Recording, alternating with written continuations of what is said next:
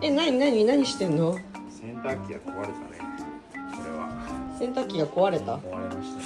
我が家のこの洗濯機が脱水ができなくなりました。なので水を抜いたらこのありさまですね。最悪だね。最悪ですね。うわ、水どうやって抜いてんの？このフィルターを外して水を出した。最悪。マジでどうする？この後どうすんの？わかんない。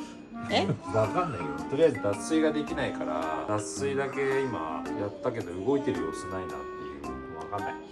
保育園の服は？ないです。まあ、服はあるけどタオルがない。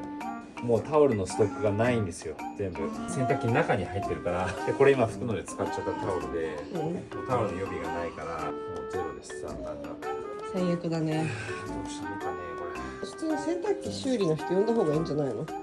めんどくさいな。排水が詰まってるわけでしょ。さあどうしたもんか。